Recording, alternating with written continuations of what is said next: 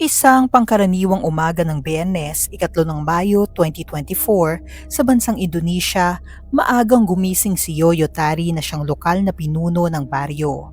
Nagsimula na siyang maghanda para sa kanyang trabaho. Bandang 7:30 ng umaga, habang naghahanda, nakatanggap siya ng tawag mula sa isang kapitbahay. Sinabi nila na si Tarsum, ang lalaking kilala sa pagkatay at pagbebenta ng tupa sa lokal na pamilihan, ay nagwawala na naman. Inisip ni Yoyo na baka sinubukan na naman niyang sakta ng sarili tulad ng ginawa niya noon, kaya nagtungo siya sa bahay ni Tarsum upang tignan ito. Ngunit bago pa siya makarating doon, namataan niya itong nakatayo malapit sa sementeryo, hawak ang isang plastic bag na may bahid ng dugo. Mula sa malayo, narinig ni Yoyo ang sigaw ni Tarsum na tila inilalako ang karne. Lubos ang pagtataka ni Yoyo. Bakit siya magbebenta ng karne sa lugar na yon gayong malapit lang naman ang palengke? Pagkatapos napansin ni Tarsum si Yoyo at nagsimulang lumapit sa kanya. Hawak pa rin ang bag. Ngumiti siya at nagtanong, "Gusto mo bang bumili ng karne, sir?" Nagtatakang tinanong ni Yoyo kung anong uri ng karne yun. Nakangiting sumagot si Tarsum, "Karne ito ni Yanti." Si Yanti ay ang may bahay ni Tarsum. Lubos na ikinagimbal ni Yoyo ang kanyang narinig. Gayunpaman, hindi siya umimik bagkus tumalikod siya at tumakbo. Nagmadali siyang tumakbo patungo sa pinakamalapit na istasyon ng pulisya at hindi tumigil hanggang sa makarating doon. Hindi nagtagal, dumating ang mga pulis sa lugar na kinaroroonan ni Tarsum. Doon ay higit pa sa nakakakilabot ang tumambad sa kanila. Sa puntong yon ay kinakaladkad na niya ang mga putol-putol na bahagi ng katawan ng kanyang asawa papasok sa tahanan ng isang kapitbahay. Ang kwento ay kumalat sa internet dahilan para pag-usapan ito ng lahat. Marami silang katanungan. Sino ba si Tarsum at paano niya nagawa ang nakakapangilabot na krimen?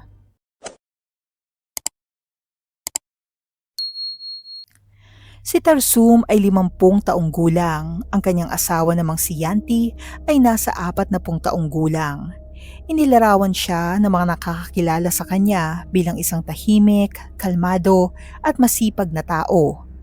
Lumipat siya sa nayon kasama ang kanyang asawa at 2 anak bandang 2010. Noong nangyari ang krimen, ang bunso lamang nilang anak na nasa paaralan pa ang nakatira kasama nila. Si Tarsum ay kumikita sa pag-aalaga ng mga tupa. Mayroon silang ilang tupa at kambing na ibinebenta ng buhay o kaya naman ay kinakatay at ibinebenta ang karne sa lokal na pamilihan. Namamahala din sila ng isang maliit na bukid. Ayon sa mga kapitbahay, mabuti si Tarsum sa kanyang mga alagang hayop. Pinapakain niya ang mga ito ng maayos at kinakausap sila ng mahinahon. Kilala siya bilang masiyahin at palakaibigan. Hindi siya ang tipo ng tao na gagawa ng karumal-dumal na krimen, lalo na sa kanyang asawa.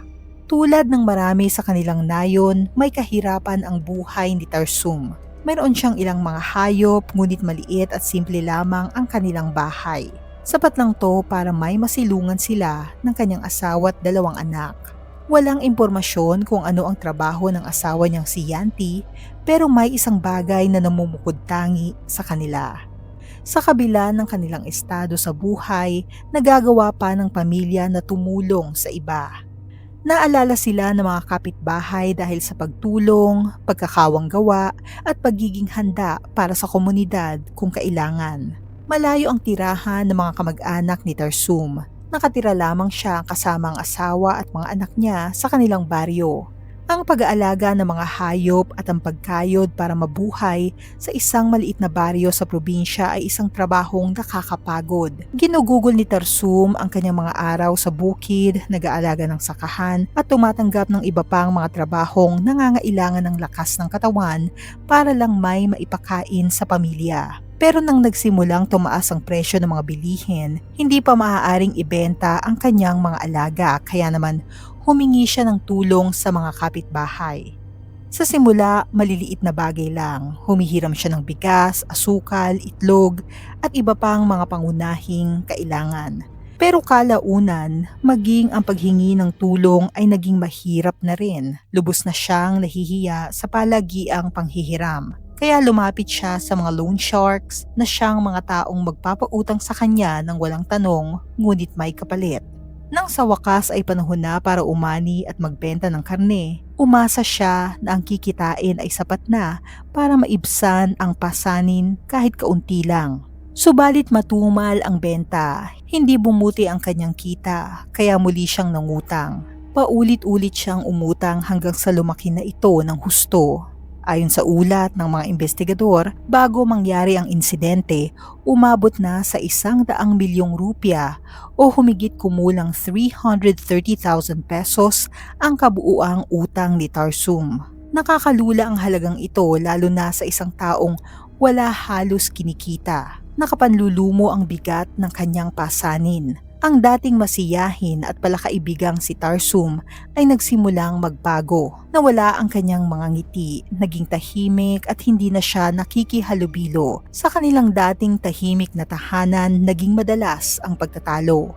Sabi ng mga kapitbahay, madalas silang makarinig ng sigawan at pag-aaway sa loob ng bahay. May nagsabi pa nga na nakarinig sila ng malakas na paghampas na posibleng may sinasaktan. Ayon sa ulat, lumapit si Yanti sa kanyang pamilya at maging sa pamilya ni Tarsum at sinabi niya na nag-aalala siya para sa asawa. Hindi na raw siya katulad ng dati na tila may namumuong karamdaman sa pag-iisip ni Tarsum. Inakala ng kanilang mga pamilya na ang dahilan ay kagipitan. Ang bigat ng problemang pinansyal ay unti-unting nakakaapekto sa kanya. Sa kultura ng Indonesia, ang pagsuporta sa pamilya ay pasanin pa rin ng lalaki. Sila ang inaasahang tagapagtaguyod ng pamilya. Kapag hindi kayang gampanan ng lalaki ang tungkuling ito, nagsisimulang mamuo ang kahihiyan, pagka-guilty at stress. Sinubukan ng pamilya ni Yanti na tulungan siya. Nakipag-ugnayan sila sa lokal na health center at tinanong kung may makapagsusuri ng kondisyon ni Tarsum para malaman kung mayroon siyang problemang pangkaisipan. Isang grupo ng mga doktor at staff ang bumisita sa tahanan ni Tarsum. Mahinahon nila siyang hinimok na sumailalim sa psychological check-up. Umasa ang pamilya niya. Inakala nilang ito na ang simula ng pagbabago at baka sa wakas ay makakuha na sila ng kasagutan. Pero pagkatapos ng kompletong pagsusuri, lumabas na normal ang resulta. Walang nakitang mali ang health center. Walang malinaw na sintomas ng sakit, pisikal man o psikolohikal. Para sa kanila ay mukhang stable naman siya. Gayunpaman, bilang pag-iingat niresetahan nila si Tarsum ng gamot para sa anxiety at depression sa pag-asang makakatulong ito. Sa una ay tila umayos ang lahat. Sinunod ni Tarsum ang tagubili ng doktor. Ininom niya ang gamot at sa panahong yon ay walang mga ulat, walang senyalis ng karahasan at walang kakaibang pag-uugali silang napansin. Umasa sila na baka nga problema sa kalusugang pangkaisipan ito na sa tulong ng gamutan ay unti-unti na siyang gumaling. Pero pagkatapos ay may nagbago na naman. Nagsimula ito nang dumating ang isang lalaki sa baryo. Siya ay matangkad at malapad ang balikat. Hindi siya mukhang isang simpleng napadaan lang, mukhang may sadya siya sa baryong yon. Nagsimula siyang magtanong sa mga taga-baryo, nasaan si Tarsum? Mukha naman wala siyang masamang intensyon kaya naman may mga nagturo sa kanya ng tamang direksyon patungo sa bahay ni Tarsum. Ngunit habang lumalakad siya, hindi maiwasan ng iba na makaramdam ng pangamba. Nagsimula silang makichismis habang papalapit ang lalaki sa bahay. Ayon sa kanila, hindi man lang tinawag ng lalaki si Tarsum. Kumatok lang siya sa pinto at malakas na sinigaw ang halaga ng utang. Sinigaw pa nga niya ang eksaktong halaga, 100 milyong rupiya. Iyon ang unang pagkakataon na nalaman ng maraming taga-baryo kung gaano kalaki ang utang ni Tarsum. Nakakagulat ang halaga. Para sa isang taong namumuhay ng simple, mahirap itong isipin. Pagkatapos ng ilang minuto nang walang sumasagot mula sa loob, sumuko rin ang lalaki at umalis. Makalipas ang 3 araw nung gabi ng April 30, 2024, bumisita si Tarsum sa bahay ni Yoyo na siyang pinuno ng baryo. Hindi niya inaasahan ang pagdating ni Tarsum, kaya nabuksan ni Yoyo ang pinto, nagulat siya nang makita ito. Pinapasok niya ito at tinanong kung ano ang sadya niya. Pero hindi sumagot si Tarsum, umupo lang siya, nakatingin sa sahig at hindi nagsasalita. Hindi rin siya tumitingin sa mata bagkus ay tahimik lang siya. Sa huli ay nagsalita rin siya, isang pangungusap lang. Pakiusap, alagaan mo ang bunso ko. Biglang natigilan si Yoyo. Ang mga salitang narinig ay tila babala na nakakabahala. Tinanong niya si Tarsum kung ano ang ibig sabihin nito at bakit niya nasabi yun. Ngunit ngumiti lang ito at sinabing, ayos lang ako. Baka pumunta ako sa Kalimantan. Ipinaliwanag niya na inalok siya ng isang kaibigan ng trabaho upang gumawa ng fish farm. Baka raw ito na ang magiging panibagong simula niya. Baka umayos na daw ang lahat. Pero pakiramdam ni Yoyo ay may mali. May bigat sa boses ni Tarsum at may tingin sa kanyang mga mata na hindi niya makalimutan. Kaya muli niyang tinanong kung may problema ba sa kanyang pamilya. Pero umiling lang si Tarsum at patuloy na sinasabi na ayos lang ang lahat. Matapos ang insidente, nalaman ni Yoyo na bumisita rin si Tarsum sa ilang bahay sa baryo nung gabing yun, ngunit hindi para magpaalam. Hiniling niya sa kanila na pumunta sa bahay niya. Sinabihan silang dumaan bandang 7:00 ng gabi. Sinabi niya na kailangan niya ng tulong sa isang bagay. Hindi matahimik si Yoyo. Nagpasya siyang puntahan pa rin si Tarsum. Nang malapit na siya sa bahay, narinig niya ang isang babae na sumisigaw sabay malakas na paghampas mula sa loob. Dali-dali siyang pumasok kasama ang ilan pang mga taga-baryo. Nagimbal sila sa kanilang nasaksihan.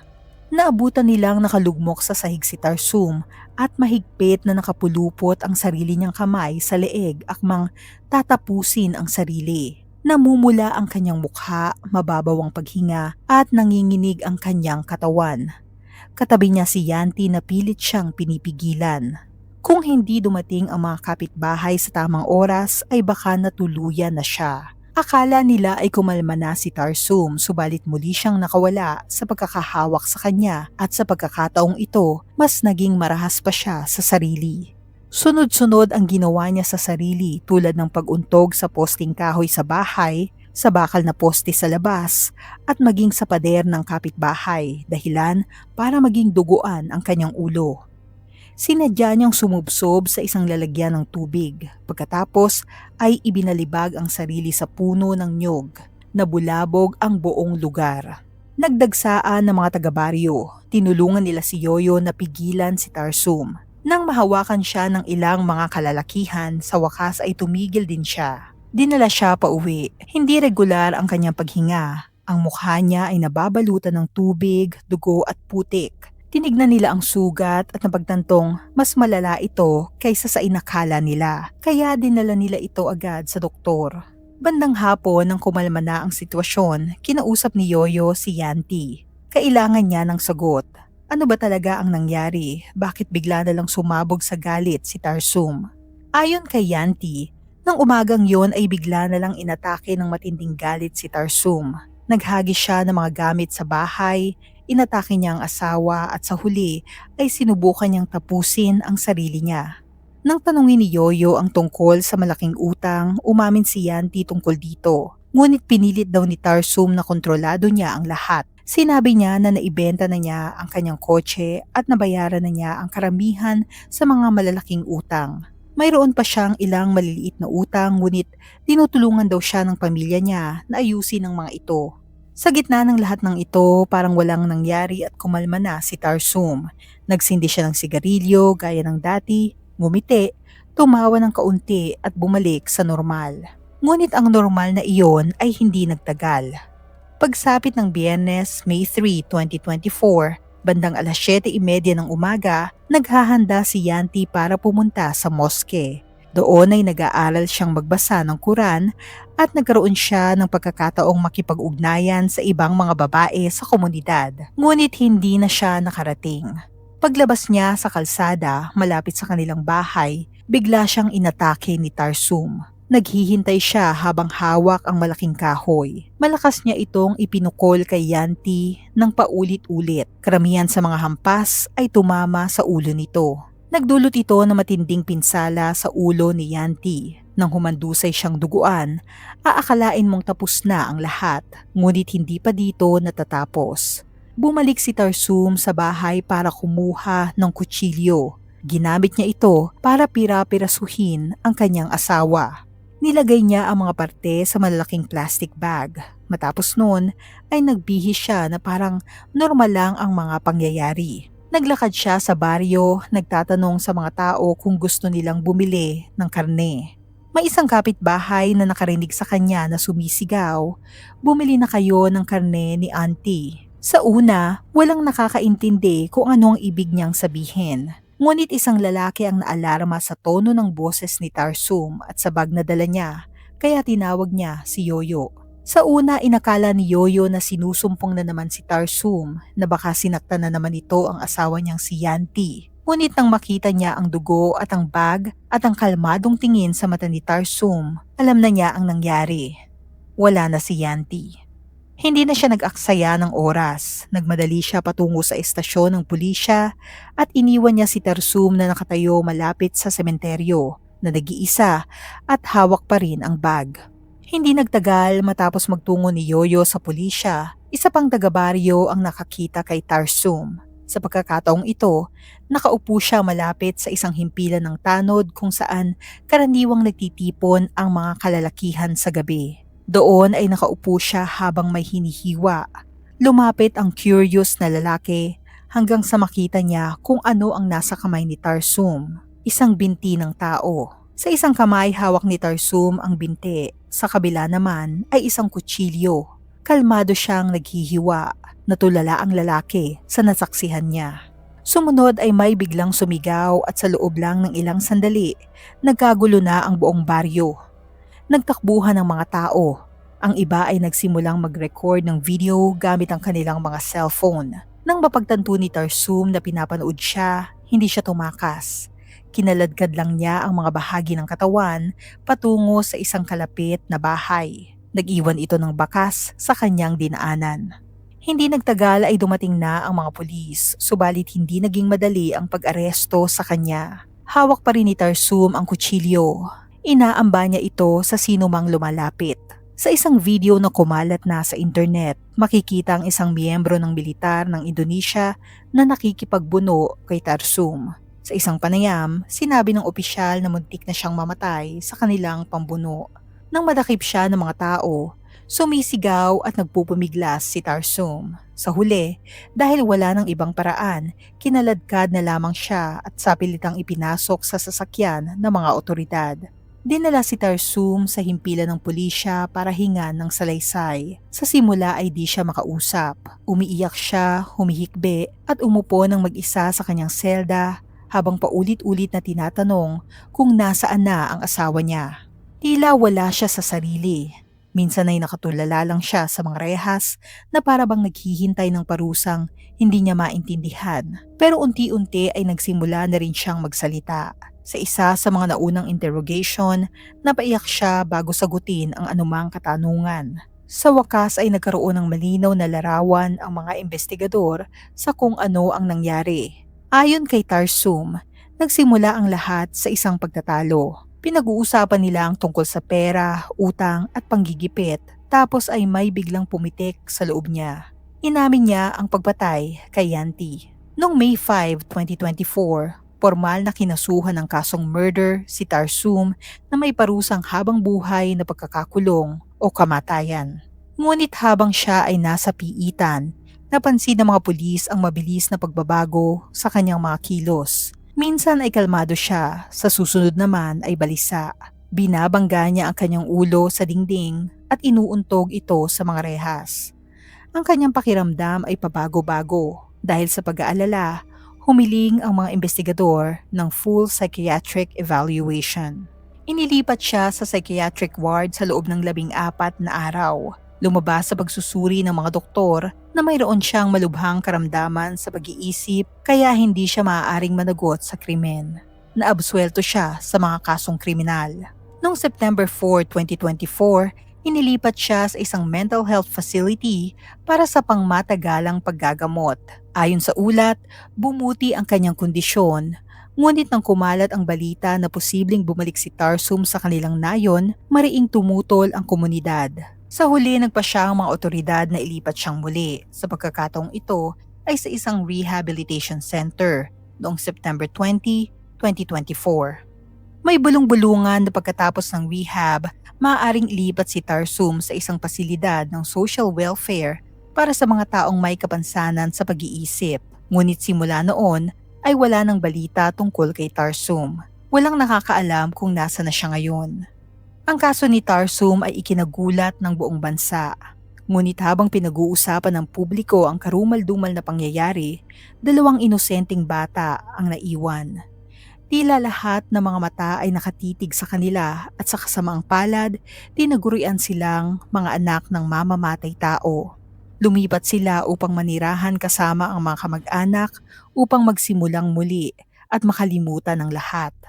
Ang insidenteng ito ay naagapan sana kung ang unang sumuri kay Tarsum ay may sapat na kaalaman upang matukoy ang tunay niyang karamdaman. Bagkus pinauwi nila ito at sinabing normal ang kanyang kondisyon. Katulad rin sa Pilipinas, ang mental health ay hindi masyadong natututukan. Limitado rin ang mga eksperto sa ganitong larangan sa mga pampublikong pagamutan. Kung may kakilala kayo na posibleng nakakaranas ng problema sa mental health, huwag niyo itong ipasawalang bahala bago pa mahuli ang lahat.